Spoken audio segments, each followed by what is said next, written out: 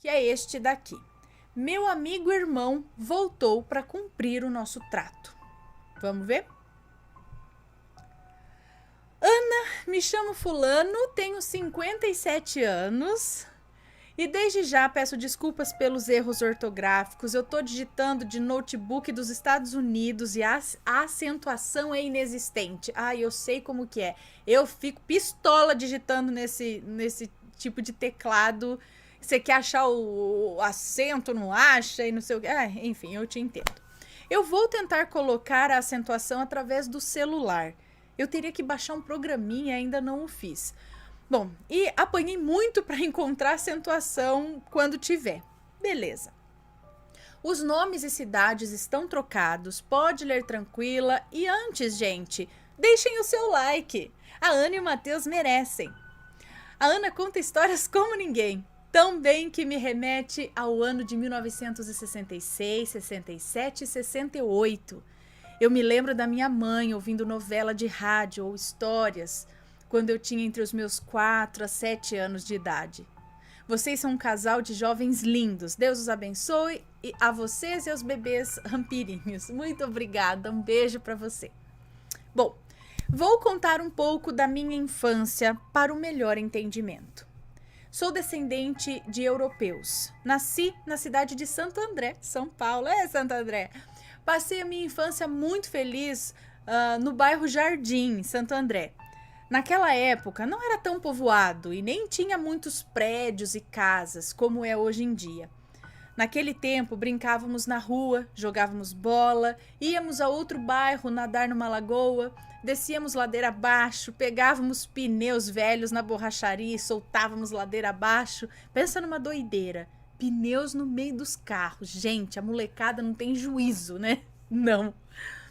E muitas vezes descíamos ladeira abaixo em um carrinho de rolimã. Isso eu lembro. Eu não fazia isso, não. Eu me estrupiava e me ralava todo, como toda criança espoleta daquela época. Nadávamos em lagoas de água parada, chegava em casa de barro até na cara, no cabelo, e a minha mãe ficava louca. Na minha rua era o point.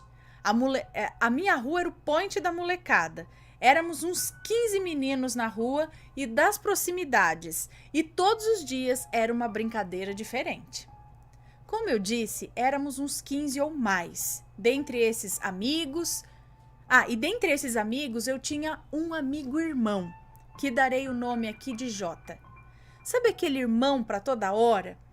Na minha família, eu sou o filho mais velho. Depois veio 3 meninas e depois disso veio um irmão. Ou seja, eu brincava mesmo, era com a molecada da minha rua e da rua de trás da minha casa. Pois estudávamos todos na mesma escola. Nós regulamos a mesma idade e alguns com uma diferença de 2 ou 3 anos um do outro, tanto que hoje em dia temos um grupo de WhatsApp com quase todos. Dentre esses, morreram alguns. Desses amigos, o mais chegado, meu irmão, era o Jota. Crescemos um pouco e chegamos na fase das namoradinhas. Eu, logo com 15 anos, arrumei uma namorada e o Jota também.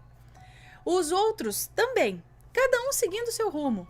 A maioria de nossa turma entrou no Senai, em cursos diferentes, e seguimos nossas vidas.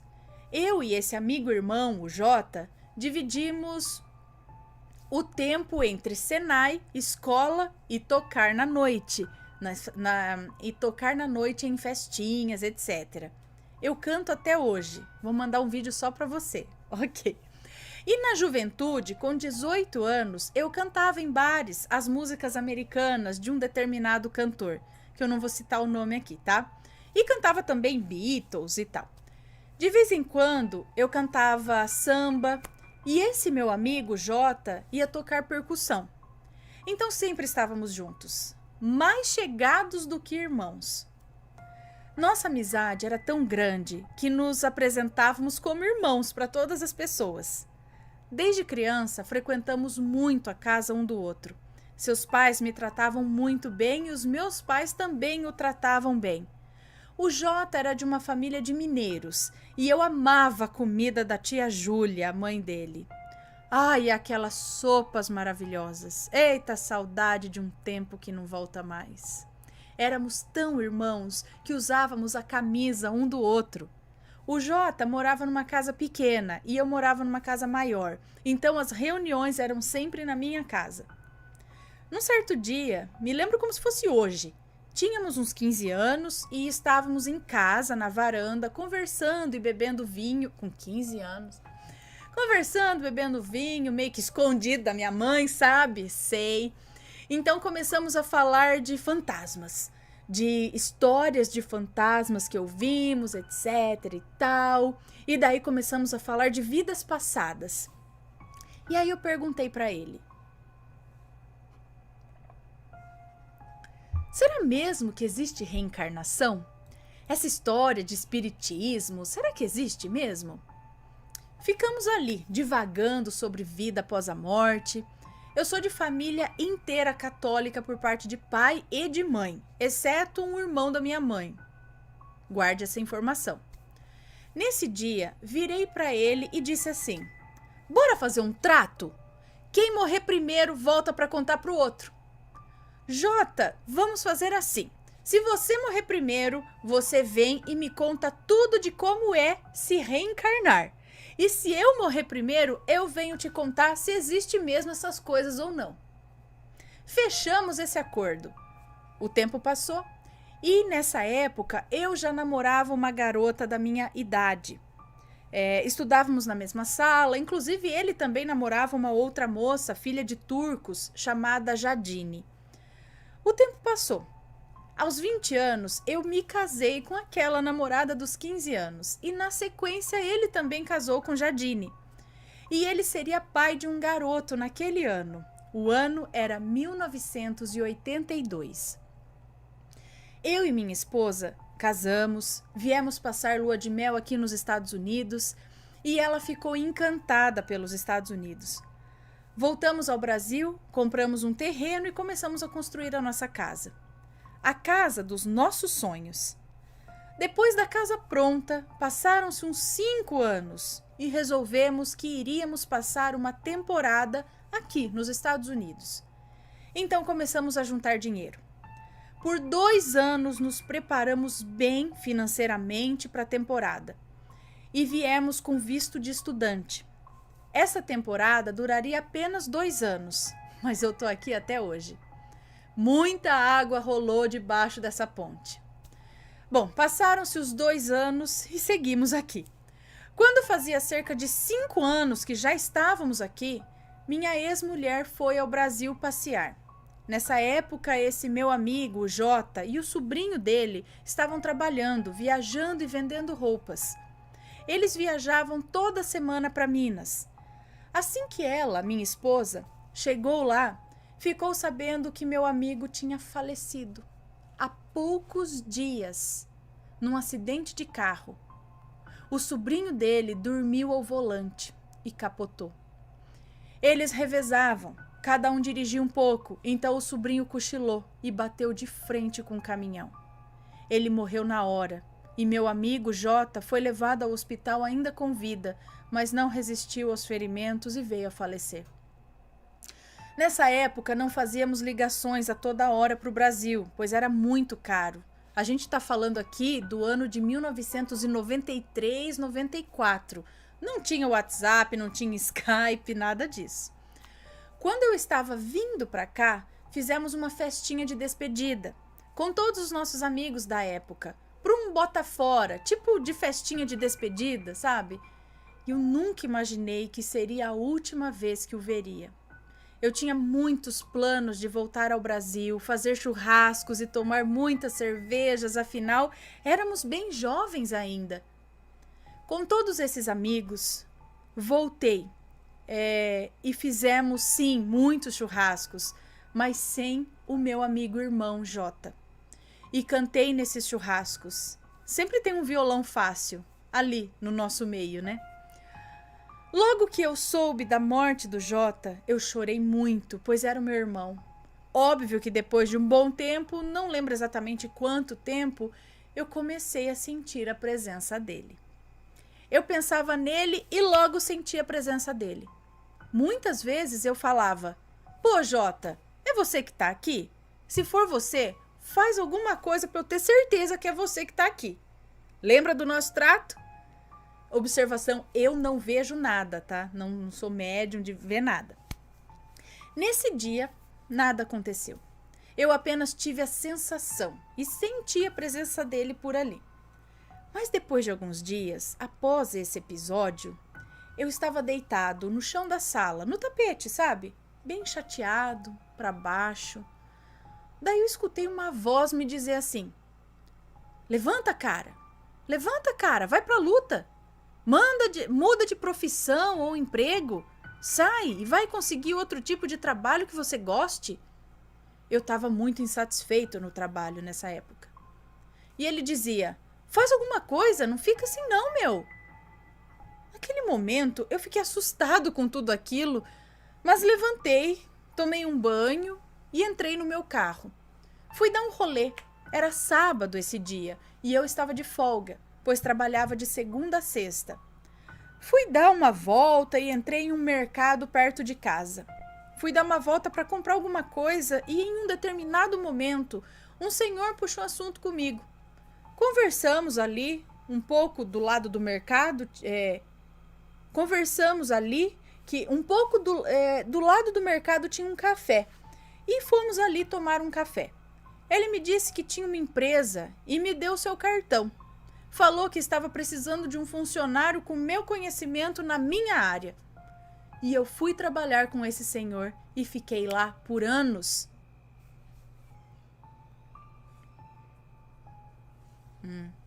Bom, eu andava muito chateado, com vontade de voltar ao Brasil nessa época, sabe? Nessa empresa antiga, eles me exploravam demais. Eu vivia muito cansado e a partir disso comecei a ter certeza que era o Jota, pois ele usava exatamente essas palavras, sabe? O jeito de falar, a voz, esse levanta rapaz, vai à luta, era uma frase que ele sempre falava. Alguns anos após esse episódio, não sou bom em datas, eu me esqueço até do dia que eu nasci. Depois que as minhas 2 filhas já haviam nascido e estavam grandinhas, eu creio que com 3 e 5 anos de idade, o meu casamento começou a andar ruim das pernas. Meu amigo Jota se tornou mais presente ali. Ele me falava as coisas, como por exemplo, ele, o Jota, começou a falar algumas coisas que a minha ex-esposa fazia e que eu não via. Esse amigo mesmo, mesmo depois de morto. Ai, Laia. Olha. Eu, nessa ocasião, sentia muito sono. Eu dormia muito. Eu trabalhava de segunda a sexta. Chegava em casa na sexta e dormia o final de semana inteiro. Era um cansaço fora do comum, pois eu era jovem, saudável, 30 e poucos anos. Tipo uns 33 ou 34 anos. Fui ao médico, fiz exames e estava tudo ok com a minha saúde. Detalhe, aqui as pessoas recebem por semana, cerca de $2.000 por semana. Era o que eu ganhava naquela época. Eu chegava e dava na mão da minha esposa o envelope com todo o dinheiro. Ela tirava $100 e colocava na minha carteira e ficava com todo o restante para fazer o que precisava. Eu nunca questionei no que ela gastava. Guarde essa informação. Eu, sempre que chegava na sexta-feira, tomava um suco de laranja ou uma taça de vinho que ela sempre me oferecia. Às vezes eu nem jantava, eu capotava e dormia. Tipo aquela novela, tome um leitinho, meu amor, tome, beba aqui um leitinho. É isso? Bom, vamos continuar a história. Às vezes eu nem jantava, eu capotava e dormia depois do suco de laranja, da taça de vinho que ela ofertava. Ela já deixava o suco ou o vinho batizado na geladeira e eu tomava mais, pois eu sentia muita sede por causa do calmante que ela me dava. Eu dormia e dormia mais e mais. Eu dormia o final de semana todinho. O que ela fazia? Ela pegava as crianças na sexta à noite e desaparecia. Eles só voltavam no domingo. Ela sempre fazia as malas e ia se hospedar em hotel de luxo. Vocês acreditam? De frente para a praia. Ela passava sexta, sábado e domingo no hotel com as crianças e eu largado, dormindo o fim de semana todo. Eu acordava sonolento para ir no banheiro e percebia que não tinha ninguém em casa, que estava silenciosa e do mesmo jeito que estava na sexta à noite. Eu descobri que a maledite torrava o meu dinheiro em hotéis caros com as crianças e eu jogada em casa, sem comida e sem as minhas filhas. Sem nada, jogado feito um cão sarnento. E ela desfrutando o hotel, na frente da praia. Eita, vida boa, né não? Eu nem desconfiava de nada. Um belo dia, o Jota falou pra mim: olha aqui nesse armário, tá vendo isso aqui? Ela põe esse sonífero e antidepressivo pra você toda sexta. Põe em suco, em comida que você possa comer. Na sexta, não beba nada, só finge que bebe. E aí você vai ver que eu tenho razão. Não fala nada pra ela ainda, tá? Deixa tudo no mesmo lugar. Aguenta uma semana. Olha só. Então assim eu fiz. Deixei os remédios nos mesmos lugares que ele me mostrou que estavam escondidos, atrás de outros alimentos, bem escondidinho. Naquele fim de semana eu deixei ela preparar tudo. Um suco de laranja e um lanche. Eu sentei à mesa, fiz de conta que comi tudo e ainda falei: que delícia de lanche. Mas, sem que ela percebesse, eu virei o suco na pia e joguei o lanche também. E logo depois, fiz como sempre, fui dar uma descansada no sofá. E óbvio, nada de sono pesado aquele dia. Ela ajeitou as crianças, as malinhas e se preparava para sair. Eu fiz de conta que dormia pesado, mas eu não estava dormindo. Eu a segui de carro e vi onde ela ia. E aí eu vi onde ia todo o meu suor. Eu deixei. Sondei um pouco ali no hotel e ela ia só com as crianças mesmo. Mas eu voltei para casa e aguardei. No domingo, com os remédios na mesa, ela negou. Mesmo eu com a prova na frente dela. Eu a confrontei e ela seguiu na negativa dos fatos. A partir daquele dia acabou tudo. Eu nunca mais dormi daquele jeito e nem senti um cansaço daqueles de antes. Ela teve a cara de pau de dizer que ela não sabia como aqueles medicamentos tinham ido parar no armário, nem em casa. Totalmente dissimulada e cara de pau. Naquele dia, eu me separei dela. A confiança foi totalmente quebrada, né? Em alguns dias eu saí de casa. Comer algo, nem pensar. Durante os dias que eu fiquei lá, eu não comi nem bebia nada, é claro. Ali acabou toda a minha confiança naquela mulher. Aluguei uma casa e tentei o recomeço. Mudei, mas eu sentia muita tristeza. Sentia muita falta das crianças, muita tristeza mesmo. Eu havia perdido a minha família, saudades das meninas. Ela me proibiu de ver as minhas filhas. Alugou nosso antigo apartamento e mudou. Alugou um outro apartamento e desapareceu por 5 anos ou mais. Sem saber que ela havia mudado, um belo dia eu vou lá tentar ver as minhas filhas e ela havia sumido. Trocou de número de telefone, sumiu mesmo. Eu procurava todo sábado, todo domingo, mas numa metrópole é difícil de achar, não é mesmo? O tempo foi passando e eu desisti de procurar. Isso já no ano de 2008. Fui ao Brasil ver a minha família e fui visitar um tio, o irmão da minha mãe. Aquele que eu disse no começo do relato que, exceto ele, todos eram católicos na família. E assim que cheguei, eu cumprimentei e papo vai, papo vem, ele me pergunta assim: quem é esse rapaz aí do seu lado?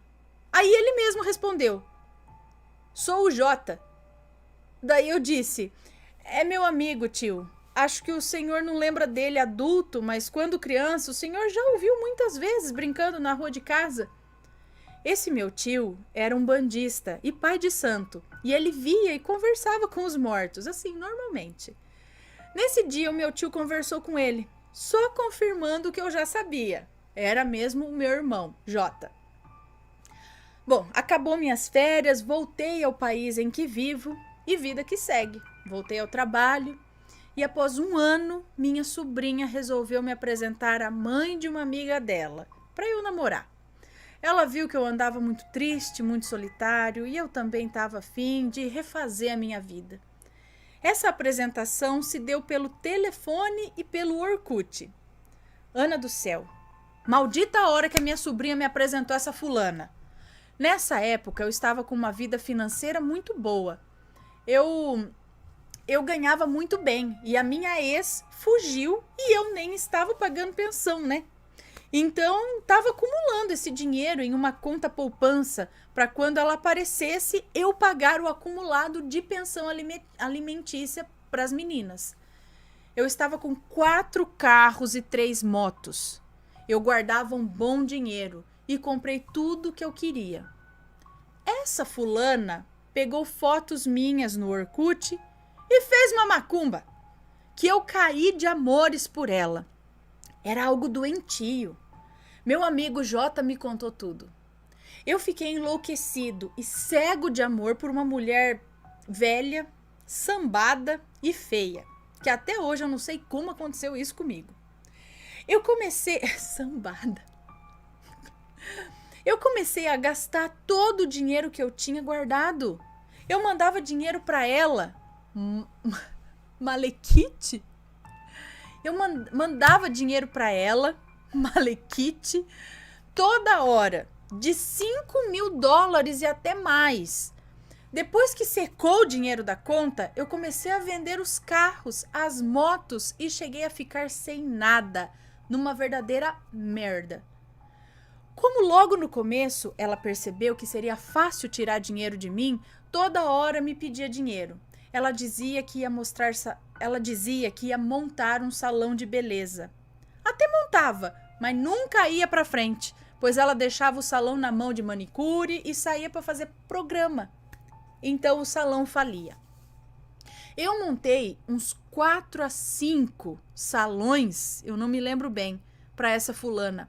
Fora que eu mandava toda semana $1.200 para ela. Eu ficava com um mínimo e mandava tudo para ela. Ela foi corroendo todas as minhas economias e bens. Eu estava enlouquecido de amor por ela. O Jota me avisou, mas eu não dava ouvidos a nada do que ele falava. Eu me apaixonei por ela antes de conhecê-la pessoalmente. Se você visse a desgraça, como era feia, que até hoje eu não acredito que eu vivi com uma porcaria dessa. Ai, meu Deus. O pior de tudo é que nós vemos os sinais. E eu, além dos sinais que algo estava errado, eu ainda tinha o meu amigo Jota, que me falava tudo. Já em 2009, quando fui ao Brasil conhecê-la pessoalmente... Tudo isso era sem conhecer pessoalmente? Já em 2009, quando fui ao Brasil conhecê-la pessoalmente, já conversava por telefone, MSN e Orkut. Eu fui direto na casa dela.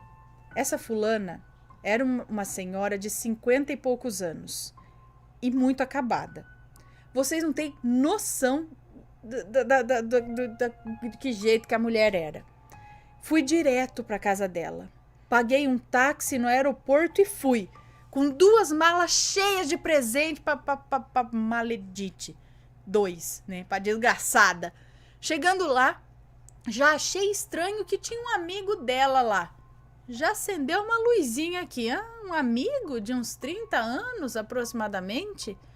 Esse cara ficava me encarando o tempo todo e permaneceu por lá por algumas horas. Esse já era um grande sinal. Sem contar que ela tinha 6 filhos. Eu acabava de chegar e eles gritavam uns com os outros, falavam palavrões. Era uma casa totalmente descontrolada, sem modos, gente de baixo nível, sabe? Eu tava tão cego e apaixonado que eu pensei em pegar as minhas coisas e cair fora na mesma hora, mas eu não consegui, já que estava enfeitiçado.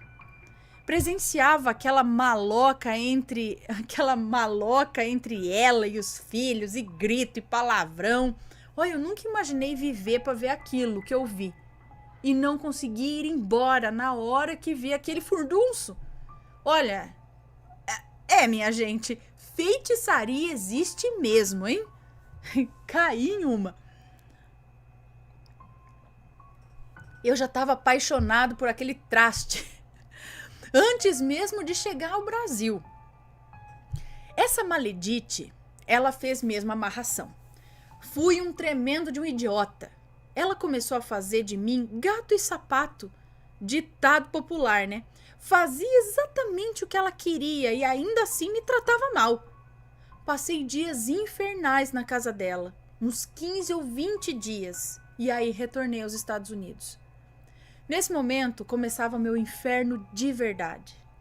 Eu vivi um inferno de 5 anos com essa maledite. Essa bença me pedia dinheiro toda hora. Saía, desligava o celular. Eu tentava ligar para ela e não conseguia. Celular desligado. Eu enlouquecia aqui. Quase infartei de tanto nervoso. Eu ia ao Brasil toda hora, a cada 15 dias. 8 horas e meia de voo. Fora o dinheiro, né? Eu gastava tudo que eu ganhava com ela, pois ela pedia dinheiro toda hora. Eu comprei carro zero para ela. Eu trocava de carro a cada ano e ela desligava o celular e sumia. Tinha vez que ela atendia o telefone embriagada e com cliente. Profissional do sexo, uma velha sem vergonha. Eu escutava ela trabalhando, digamos assim, se é que vocês me entendem. Essa mulher acabou com a minha vida e com a minha paz. Vocês não têm noção do quanto eu sofri. E não foi por falta de aviso, não. O Jota me avisava. Eu tinha um amor louco por ela. Eu cheguei a passar por cima da minha dignidade com essa fulana. Tem muitos detalhes que eu não vou nem falar, senão vai ficar muito longo esse relato. Mas olha, graças a Deus, hoje eu tô liberto dessa droga de maledite. Bom, Ana, estou resumindo muito aqui, portanto, conto alguns detalhes para ficar mais fácil o entendimento. E peço desculpas por estar ficando longo esse relato, mas eu julgo necessário para o entendimento dos assombrados. Certa vez eu estava no Brasil e essa fulana maledite, que eu julgava ser minha esposa, já que eu tinha casado com ela no cartório. Casou com ela? Com a maledite do programa aqui no Brasil? Que eu julgava ser minha esposa, já que eu tinha casado com ela no cartório. Nós combinamos de ir a um karaokê, já sabido que gosto de cantar, né? O meu amigo Jota estava por perto e me disse: presta atenção em tudo quando chegar lá, que eu vou te mostrar. Assim que chegamos no karaokê, a maledite se afastou e foi conversar com 3 amigas dela. A maledite está lá cochichando no ouvido das amigas, daí o Jota me disse: não posso falar aqui, mas ele falou um palavrão referente às moças, não eram moças, as mulheres ali. PUTA, todas, inclusive a maledite. Ele disse: as 4 são garotas de programa. O Jota gritava comigo: sai fora, meu, sai fora, essa mulher tá te usando. Eu mal conseguia cantar, porque o Jota ia falando e ele prestando atenção. Nesse dia eu percebi que ela foi ao banheiro e um senhor foi atrás dela, passar o número do telefone para ela num papel. Eu fiquei atordoado. Comecei a investigar o Orkut dela, MSN nessa época, e descobri site onde ela tinha anúncios de mulher, de programa. Com a ajuda do Jota, eu descobri 3 celulares desligados embaixo do banco do carro dela, onde ela recebia as chamadas do anúncio de velha de programa. Não era garota de programa, era velha de programa. Detalhe, eu não tenho muito conhecimento de tecnologia, eu sou leigo em tudo isso, eu só consegui isso com a ajuda do Jota.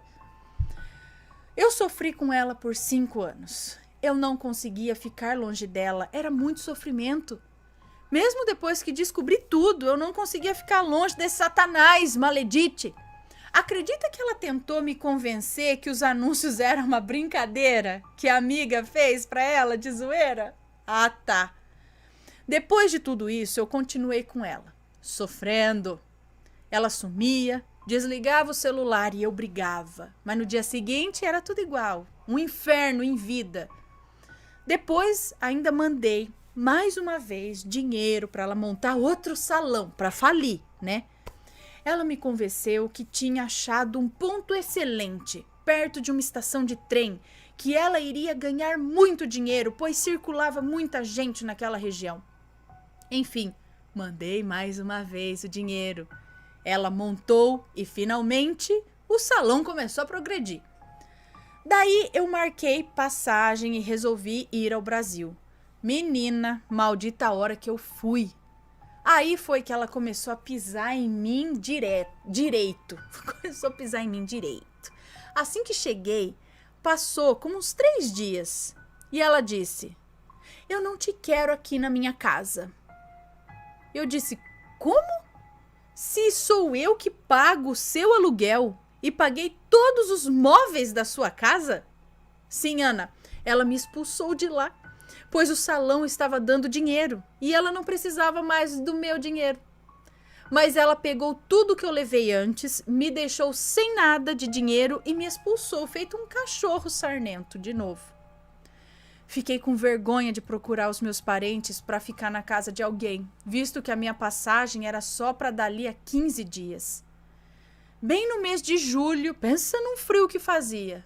Eu tinha uma ex-cunhada que era dona de escola, então liguei para ela e pedi para ficar na escola dela, já que era férias. Eu dormia num sofá, passei frio, e como eu tinha alguns trocados, ainda comia em restaurante por quilo e tomava café na padaria. Aquele tempo de frio e garoa, nem gosto de lembrar. Eu pegava jornal para ajudar a me aquecer melhor. Essa maledite miserável me fez cada coisa. Minha ex-cunhada não era irmã da maledite primeira, e sim irmã da... Não, peraí. Essa minha ex-cunhada não era irmã da maledite garota velha de programa. Era irmã da primeira maledite, que sumiu com as crianças. Ela arrumou um cobertor, um lençol e um travesseiro, e ainda assim eu passava muito frio. Eu colocava jornal entre o lençol e o cobertor para me aquecer. Detalhe, assim que cheguei, ela pegou todos os dólares que eu havia levado. Também? E eu fiquei sem dinheiro para hotel e não queria que a minha família... Ah, tá. A maledite pegou, é isso? Assim que eu cheguei no Brasil, é isso? Ela pegou todos os dólares que eu havia levado, é isso? Fiquei sem dinheiro para hotel e não queria que a minha família soubesse dessa situação humilhante e vexatória que eu estava passando. Por isso optei em ficar na escolinha da minha ex-cunhada. Numa viagem anterior a essa da expulsão, ela, a maledite segunda, me levava ao aeroporto. Chegamos um pouco antes do embarque e ela estava falando que realmente era prostituta. Nesse momento, chegou uma mulher e começou a orar. Começou a pregar. Ai, que raiva que eu fiquei daquela mulher. Não deu mais tempo para ela confessar. Deu o horário e eu embarquei com a cabeça cheia. E daí, na próxima viagem, foi a que ela não me quis na casa e que eu fiquei na escolinha. Cadê? Eu ainda corri atrás dela por uns 4 meses, mas ela não atendia o telefone de jeito nenhum. Nessa época eu ainda sofria muito por ela. Era um amor doentio. Nunca na minha vida eu corri atrás de mulher nenhuma, mas essa eu rastejava. Efeito magia, né? Mas rastejava. E o Jota dizia, cara, para de correr atrás dessa mulher, você tá louco? Olha o que ela te fez. Você vai conhecer uma mulher boa, que mereça esse amor. Cara, eu tô tentando abrir teus olhos desde o primeiro dia que você conheceu essa mulher. Já tá passando feitiço e você vai se livrar dessa mulher. E aí, em outubro daquele ano, eu conheci a minha atual esposa, aqui nos Estados Unidos. Eu estava de férias e desde essa época não desgrudamos mais. Ela sempre vinha, ou eu ia ao Brasil. Tivemos uma conexão incrível e em 2015 nos casamos. Minha atual esposa, a melhor mulher do mundo, de caráter ilibado. Essa palavra eu não conheço. Quando ela, a maledite segunda, percebeu que eu não ligava mais para ela, tentou correr atrás, sem sucesso, pois eu já estava namorando minha atual esposa. Ela quis ainda tirar dinheiro de mim. Nessa ocasião, que o salão dela faliu de novo, mas tarde demais. Como tudo nessa vida, você faz, você paga. Em novembro daquele ano, o salão dela foi a bancarrotas. Mais um negócio que não iria para frente. Aí ela começou a correr atrás de mim. Mas, too late, tarde demais. Ela caiu dura. Caiu dura não, ela ficou sem dinheiro. Começou a me ligar. Tive que bloqueá-la e logo em seguida mudei de número de telefone. Minha atual esposa é uma pessoa incrível. Nós cuidamos um do outro e queremos envelhecer juntos. A última vez que eu vi o Jota. No ano de 2013, perto do Natal, por volta do dia 23 ou 24 de dezembro, não tenho muita certeza, eu cheguei do trabalho, tomei um banho, coloquei uma carne para assar, abri um vinho, coloquei uma taça e sentei numa mesinha da sacada para apreciar meu vinho e a paisagem linda do lago ao entardecer, pois era umas 5:30 da tarde. Eu falava com a minha esposa e entre uma mensagem e outra, a minha esposa estava no Brasil. Eis que o Jota começa a falar. Ei, cara, entra no Facebook, procura Jadine Abdu. Entrei e achei a viúva do Jota. E ele disse, conversa com ela. E vi que ela estava online no Facebook. Mandei o convite e ela aceitou na hora. Começamos a conversar e perguntei do filho dela com o Jota. Aí ela disse, estou morando em Porto Alegre, casei de novo. O fulaninho, filho do Jota, vai ser papai. O filho dele vai nascer amanhã de cesariana. Eu tô indo para São Paulo. Bati esse papo com a Jadine e encerramos o assunto ali. O Jota me disse, não venho mais falar com você a partir de hoje. Você já está encaminhado. Agora você já sabe. Ele não falou abertamente, mas deu a entender que existe reencarnação. Ele disse que não viria mais. Deu a entender que ele reencarnaria no neto. Depois desse dia, a ex-esposa do Jota desapareceu do Face. Procurei ainda hoje, mas eu não acho mais. Eu quero encontrar o neto do Jota. Ainda não consegui encontrá-lo. Eu quero ver a reação do neto dele comigo. Já fui 3 ou 4 vezes para tentar vê-lo pessoalmente, mas não foi possível. Ou estavam viajando ou não estavam em casa quando eu fui, segundo os vizinhos. Eu tento achar o filho do Jota no Face, irmãos do Jota, mas eu não acho ninguém da família. Só fiquei sabendo através de amigos que a tia Júlia morreu, faz uns bons anos. Quero ver a reação dele, do neto, comigo. Agora ele já é um moleque de 7 anos. Assim que eu encontrá-lo, eu falo para vocês como foi. Bom, Ana, essa é a minha história. Perdão se ficou longa, mas julguei que fosse necessário. Omiti muitos detalhes, que nem posso contar, senão vira um proibidão. É muito longa essa história. Abraços aos assombrados. Muito obrigada pela sua história. Tem Maledite no meio, mas ali o principal foi o Jota, que esse foi amigo mesmo. Amigo até depois do lado de lá. Ele virou um anjo, na verdade, né? E, cara, teve uma amarração. Meu Deus, que azar com mulher, ainda bem que no final deu muito certo, porque as duas... E as filhas? E as filhas? A mulher não apareceu até hoje? Não tem contato com as filhas? As filhas estão sumidas? A mulher sumida, nenhum parente dela tem notícias, alguma coisa assim, né? Bom, pessoal, baita história. Espero que tenham gostado e a gente se vê no próximo relato. E fico aguardando novidades aí do neto do Jota. Certo? É neto? É, do neto do Jota. Um beijo, fiquem com Deus e até o próximo relato. Beijos e